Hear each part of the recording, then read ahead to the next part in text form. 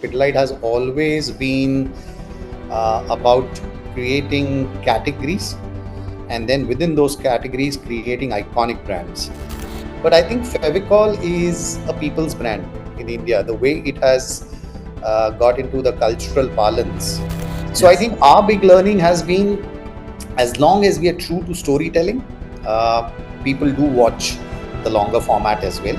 So Mhm. that's how we kind of plan it. So there is a core, and then there is the innovations which come or which get bolted onto the core.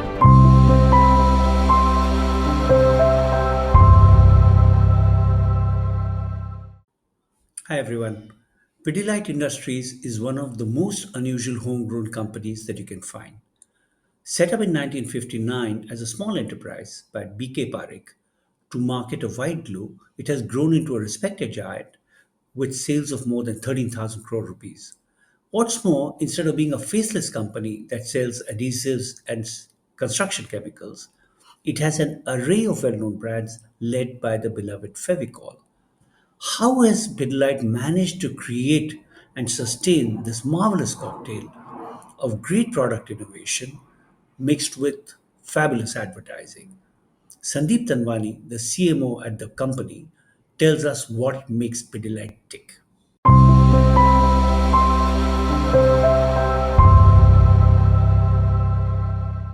Okay, welcome to the show, Sandeep.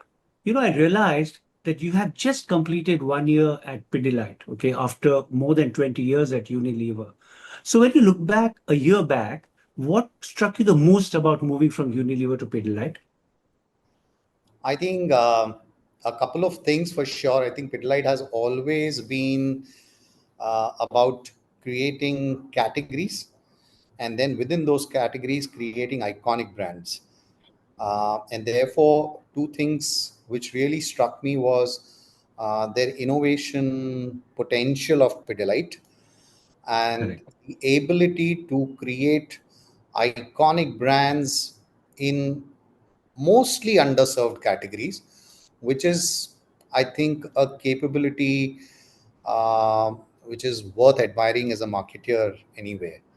I think these Correct. two struck me the most, and therefore, a fallout of this was also there has to be a cultural recipe to this, which can, which has helped Pidilite do this again and again. So Correct. it's like a repeatable model, but it is actually in the DNA.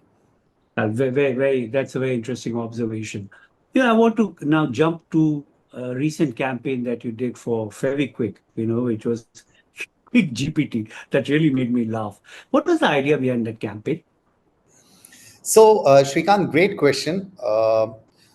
Feviquick has always been an iconic brand which stood for instant fixes. In fact, it created the category of instant adhesives, and it was, always positioned on saying whenever you are in need of an urgent repair, here Hmm. is Feviquick.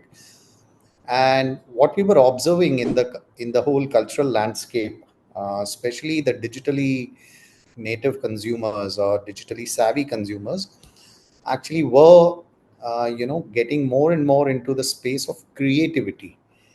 And one of the biggest catalysts for creativity has been AI. And Correct. you can see the revolution that ChatGPT and the tools related to AI that have brought into India. In fact, India is one of the fastest adopter of AI. Just like Yeah. we've been blessed with what UPI has done to the digital Correct. transformation of payments. I think AI is possibly bringing that piece in the space of creativity.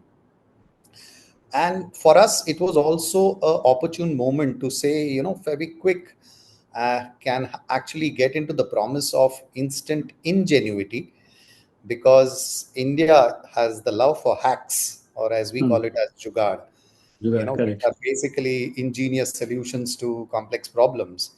And we said, how do we bring about the equity of Feviquick with the cultural value of ingenuity and get the two together? And that is how, the idea of instant ingenuity was born. So from instant fixes to instant ingenuity was a very, very, a logical jump for us. And we said, why don't we use what is culturally a revolution happening in the space of AI and bring that together.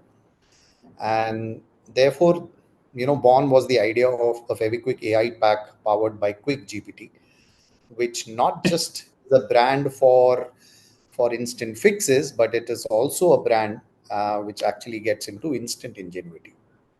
Is this, I wonder if this is the first or uh, one of the big campaigns that Pidilite has done, any of the brands has done to create user generated content. Is that correct? Would I be right? Yeah, I'm glad, Shrikant, that you've observed this. Yes, it is. It is one of the biggest UGC campaigns that we aspire to make it. Okay. And fundamentally, we believed that it was an opportune time that Feviquick moved from great storytelling to actually, giving interactivity and power of creation in the hands of consumer.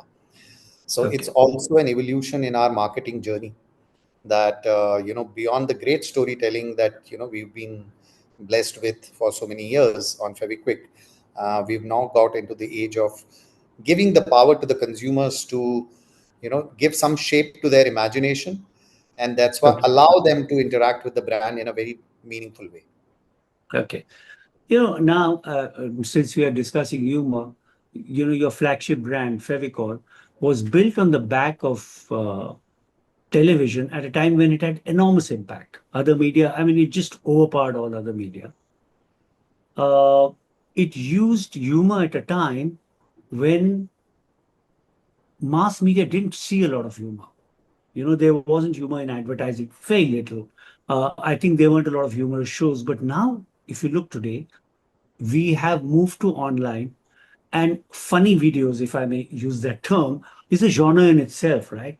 So there's a lot of funny content. Some of it is really funny and some of it is really silly, but the point is it makes people smile. Now, Fevicol is in this environment, right? It's dealing with online humor from a time when, the landscape was barren of humor. How do you stand out now? So I think there are two or three aspects of Fevicol which yeah, are unique, and therefore, along with humor, which is absolutely, which makes the brand human, breaks makes the brand memorable, and more importantly, for ages it was always a shareable brand, because of Right. humor. It's just that now that the social media has come, and therefore anybody who kind of rides the humor wave is bound to see higher shareability.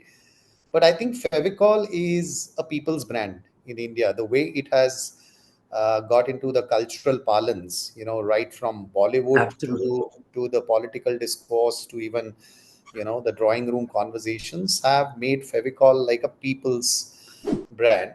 So one thing which we try to always remind ourselves is that we have to be culturally resonant. We are a quintessential Indian brand, and I think we thrive in taking a humorous take on some of the cultural aspects within India, and that's why it kind of transcends all kind of heterogeneity that India as a market offers. The second thing that we always remind ourselves is that Fevicol has to have a very strong connect with the consumer in a manner which actually does not talk about functionality. So the functionality of the brand is kind of now a given. There is Correct. hardly any space where we try and actually talk about the functionality of the brand, or where it is used, or the application part of it. And therefore we've liberated the brand from functionality space to get or transcend into the cultural space, and therefore become a great metaphor in the conversation. And these two aspects, when done in a humorous style, which is very unique to Fevicol, has helped us stand out over the years. And lastly, I would say, we are blessed with Piyush and the ecosystem of Ogilvy as great partners, who have really been absolutely brilliant brand custodians, and they've been absolutely, that consistency and that ownership is kind of visible over the years. But this deluge of content, and especially humorous content, it doesn't bother you? I mean, from a Fevicol and brand standpoint? Actually, I feel it's actually an opportunity, because if it's taking off because of social media and the shareability part, Correct. anything that we do which is true to its brand codes, which is culturally resonant, I think we are going to actually benefit out of it, because in our legacy, the brand's legacy, the humor is intact, and we are known for that.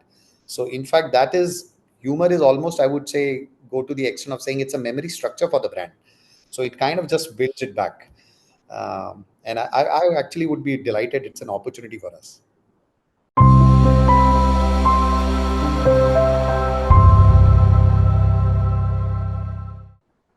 Okay, I'm just going to ask you one more question, which is humor related, which is that,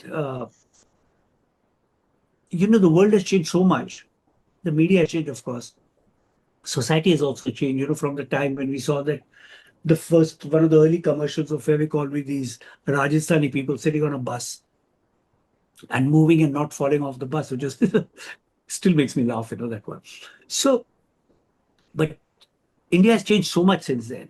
So to keep it so central to our pop culture, actually, um, do you? And meanwhile, the media has changed. It's now increasingly digital. So so actually, there are two questions. One is about the fact about keeping Fevicol still grounded, okay, in a situation where the primary medium has changed actually, or is changing. Um, And the other thing is to reach carpenters. So actually, I must say one thing that I can't think. I was trying to think before the interview. I cannot think of any other brand or set of brands other than, say, from confectionery, which are very built around humor. I can't think of any functional brand which has used humor so powerfully and for so long. It's an amazing thing. So, but to reach your primary audience, which is still carpenters and contractors, actually with Fevicol, one tends to forget it. You think Fevicol is for you, actually, it's for very often Yeah. for somebody else, right? That's a wonderful thing.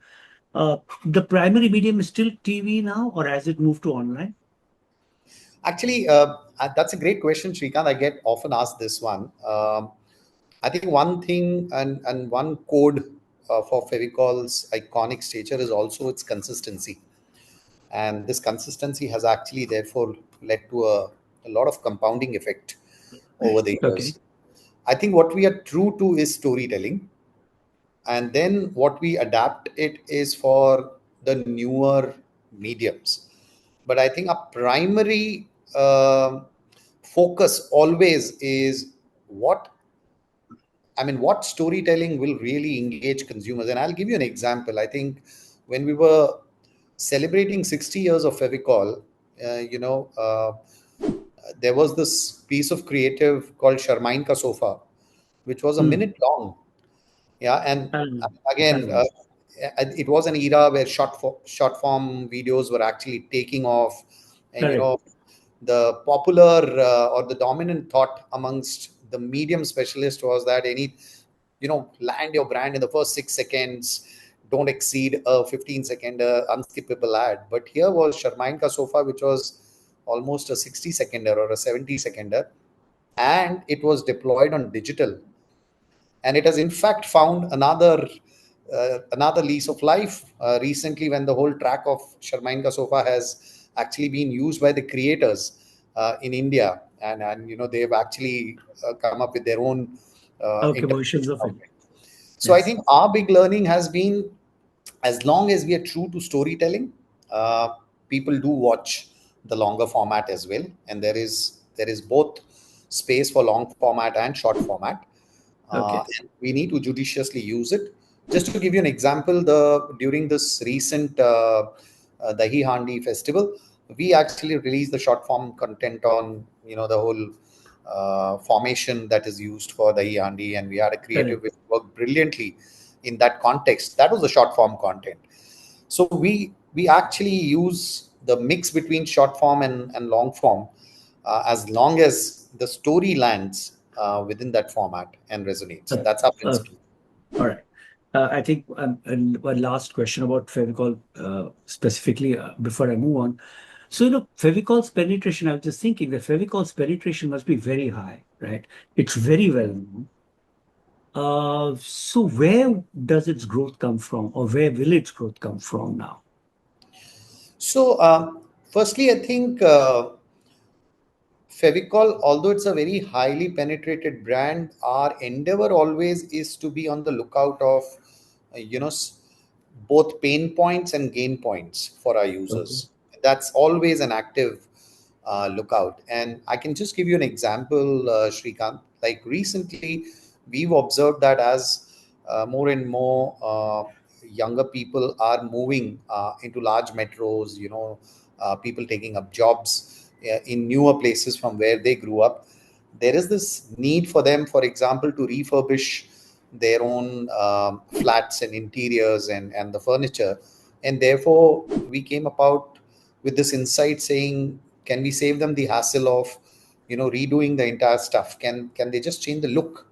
And if the insight is around aesthetic undergoing a change and not really the structure of the Right. furniture and the interiors, and we came out with a product which is called Relam, which actually sticks a new laminate onto an existing laminate. You don't really need to go through the entire hassle of discarding that furniture and buying a new one, or a messy 20-25 day affair of refurbishing it. It actually happens in a very short span of time. So Right. these are examples where we keep looking out for the new age pain points where we can solve a consumer problem, and those actually give us a good sense of how the innovation can give a new S curve on New the supply. growth. Okay. So Mm, that's how we kind of plan it. So there is a core, and then there is the innovations which come or which get bolted onto the core, and that's how the rhythm of I growth. think that is the point you're making to the answer to the first question, that the thing that struck you about Pidilite is the level of innovation and how continuously it keeps Absolutely, happening, right? absolutely. So, a basic question, like what are the big trends which are impacting your business? It's a very broad question. Be it adhesives, be it waterproofing, or sealants and fillers, right? That's MC. So they are the three big lines, right? So broadly, what are the trends that drive these businesses? I would say three big trends, Srikant. Firstly, great question, because again, this takes us into how do we make our portfolio future fit. The three broad trends that we are seeing is, first, there is a rapid premiumization at the top end. Lot of premium offerings which are meant to solve some of the pain points related to aesthetics, related to turnaround times, and which save the hassle, are something that is getting appreciated. I think it's getting rapidly adopted as well, and rapidly adopted both at the user end as well as at the consumer end. And the reason I'm saying user is, let's say we have our partners in carpenters and so on and so forth. So massive premiumization happening there. The second one is there is a great degree on there's a great premium on speed. So a lot of solutions which actually can lend speed and reduce the turnaround time and give faster solutions are something that are finding rapid adoption. And I think it's a mega trend, I would say, because you can also see how QCOM has taken off in our country. Yeah, Actually, I must interrupt you. I was just telling my colleagues that I see it is not a coincidence that Reels and QCOM have taken off at the same time. And now you tell me that the absolutely. same thing is happening even in Yeah, your business, right? Yeah. Okay. absolutely. And the third big vector that we are seeing is, or the trend that we are seeing is convenience. There is a lot of um, over indexing on convenience, anything that is able to make things convenient, because more and more we are realizing that consumers are time poor, and anything that can allow them to reach the desired solution conveniently is actually finding a lot of traction. So I think these three trends to look Okay. at. That's succinct. That's very good.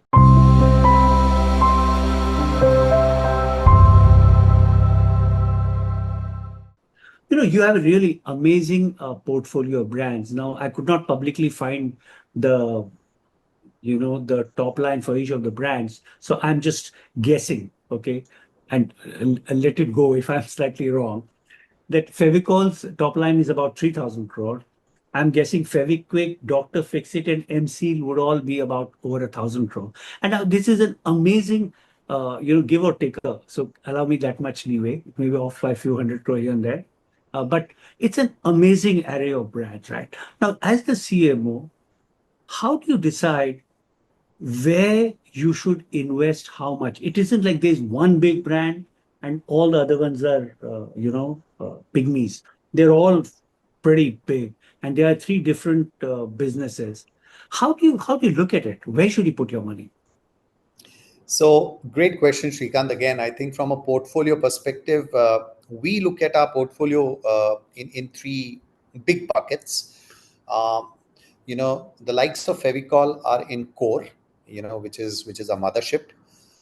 Then we have this category called growth categories, where brands like ROF come in. Right. And then there are brands which we call as pioneers. And these pioneers are the ones who actually, make our portfolio future fit. And these are the ones where we actually spot some trends and try and create new categories, as I was saying. Could you give an example of a pioneer? Yeah, sure. So, let me give you an example of Fevicol and Dr. Fixit being on the core. ROF, till about 2 years back, used to be a pioneer, and it was actually formed from the basis of uh, tile adhesives as a category did not exist much. It was an underpenetrated category. But if you look at the macro trend, more and more people are actually using tiles, not just in their homes, for, let's say, kitchen and bathroom, which used to be the prominent use case. Tiles are now actually reaching the walls, even the Correct. exteriors, and they're actually getting into even living rooms to some extent.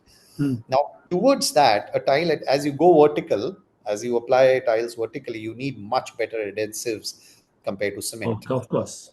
And therefore, it was a pioneer category, which actually has matured into a growth category for us now.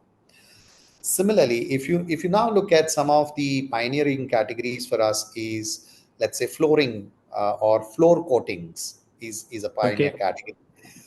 Wood finishes are becoming the pioneer category for us, and they are the ones where we are trying to future fit our portfolio. We have a brand in our portfolio called Ica, which is an Italian wood finish, and it Okay. is something that is used extensively in interior designing. To give you very different kind of effects on on all the surfaces which are within the house. Okay. Now, from that perspective, we constantly keep, bringing in the pioneer categories, growing them to a stature just like ROF is, where they become the growth categories. And our principle is that, for us, the core categories have to grow anywhere between 1x to 1.5x to the GDP. Our growth One to categories one and a half x of GDP. of GDP. That's such an interesting way of looking at it, actually. Yeah. Okay. Yeah. Our growth Right. categories have to be in the range of about 2.5 to 5x of the GDP. And then our Wow. pioneers are the ones where we believe we can hit about 100 crore turnover in the next 3 years. And those are the ones which require the nurturing and the caring in terms of finding the right business model, understanding the consumer pain points right. So a part of the investments goes there. But that's largely how we look at our portfolio, that the core or the mothership has to be ahead of the GDP growth, and then there are pioneers which can then be the faster growing categories of the future. And then how does this translate into marketing investment?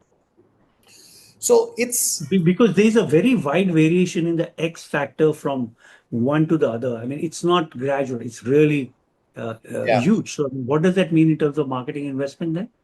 I would say that of course we keep core as the priority, and growth is to be funded for a scale up and a massive scale up, while the pioneers are actually funded for them to prove the principle and get the business model right. Once they become, at a shape where they are ready to be invested for scale, that's when we kind of shift gears. But roughly that's how we prioritize the core. We fund the growth for getting the exponential growth, and third, pioneer categories where we are actually seeding in the categories, trying and getting the proof of principle going, and to that level the experimentation is always on. Fascinating. This like a seems more like a private equity firm, so much money in this, so much money in this, and this much money in that. I suppose all companies do that, but Yeah, I think in Pidilite's case, because the categories are so different, yeah, similar and yet so different. I wanted to ask you about a brand which is, I think, relatively small, which is Fevicryl. Okay, because so the estimation was in one of the reports was that it's about 6% of turnover. But the nature, the distribution, everything is totally different from all the others, correct? absolutely. Uh, and it's in this kids and do-it-yourself space, right? But kids also moving towards digital. I mean, they spend a lot of time online. How does that impact at Fevicryl? And what is Fevicryl's future? I'm very curious about it, actually. Actually, Fevicryl has an iconic equity amongst people who love art and craft. And Correct? the interesting fact, Shrikant, which even when I was outside of Pidilite, I used to feel that it's a kids brand, but a large part of Fevikryl's consumer franchise is people or adults who love painting. So it's a Really? very interesting case where there's a brand which the adults love it because we are one of the pioneers in acrylic paints, and Right.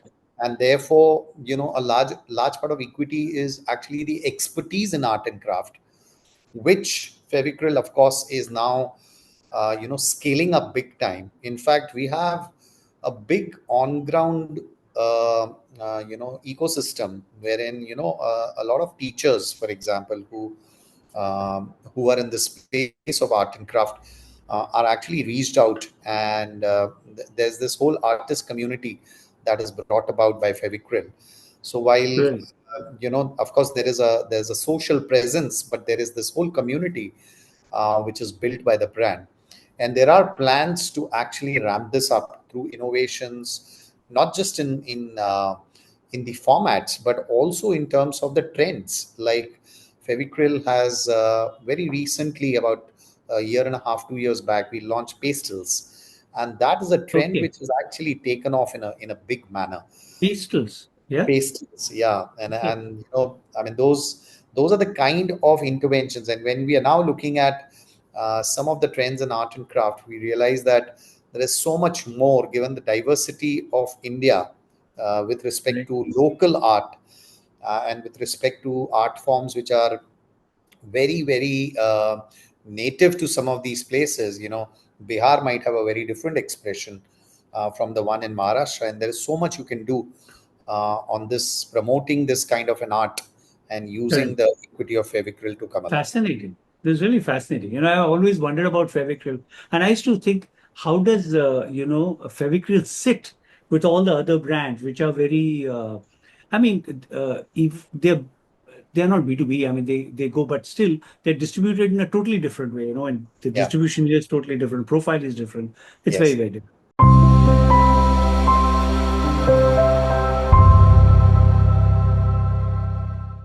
Sure. Okay, my last question, Sandeep, is that when you look now, I'm asking you about your experience with Unilever as well as here. What is the big stuff that, as a marketer, you think will challenge, the top bosses in the next 3 to 5 years? What is the stuff you would worry about as far as marketing goes? Now, this is a very broad question. I would say, I think the adoption of change, and the change which is happening in the space of both creativity with AI and the AI tools, because it promises that it will be a fantastic productivity booster. It will be a fantastic creativity booster. I think one of the biggest change that we will have to embrace is how soon do we reskill ourselves? Um, Right. and that's one aspect. That is something which is, I think, all marketeers are very conscious about. The second big change that I'm seeing is there is a big convergence happening between media, entertainment, and commerce, and that convergence is for everybody to kind of be very, very cognizant about. Because if you look at it, Amazon is seen as the one of the best search engines, and Google is seen as one of the best And so recommender e-com. for the commerce piece. And of course, then there is this q-commerce, which has come and taken India by storm. But there is a big convergence, and somebody who can connect these dots better, and make sense out of it, uh, will be, the most Okay. successful one. Because these are not ready playbooks, and each one of them are in their own levels of evolution. I would believe convergence and the AI would be the biggest change, and how do we navigate that? That Okay. remains, Thank you you. know. Actually, I'd said it was the final question, but I do have one more leading from your last one, which was that has e-commerce and Q-commerce, have they affected your business in any way? I would say they're positively affected, because both those channels for our brands actually bring in new consumer franchise. And I can give you an example, Shrikant. I think we have a brand called Shoefix, the Fevicol Okay. Shoefix. We have a brand like Feviquick. I mean, they naturally lend themselves to quick commerce, right? I If know. something is broken, you want it in 10 minutes to be sorted out, and Yeah, nothing I better do. than Feviquick and Shoefix to come in. Yeah. So I would say these channels are actually great for us and our business, because they bring in new consumer franchise. They actually bring in new occasions where people can purchase it. And of course, now what we are seeing is even a brand like Fevicryl actually is getting ordered on quick commerce, etc. Because Yeah, I can imagine. all art and craft, the portfolio itself lends it to the organized retail in some sense. Yeah, sure. Great. This has been wonderful, Sandeep. Thank you very much. This is really, it's a fascinating, actually, these categories are fascinating. And I think, so much of the attention is around the advertising of these brands that actually there's not a lot else we know about them. So it was Sure. very interesting talking to you. Thank you very much. Thank you, Okay. Shrikant. Thank you for sparing time, and lovely speaking to No, you. this is wonderful. Thank you. Thank you. Bye-bye. Yeah. Yeah. Bye.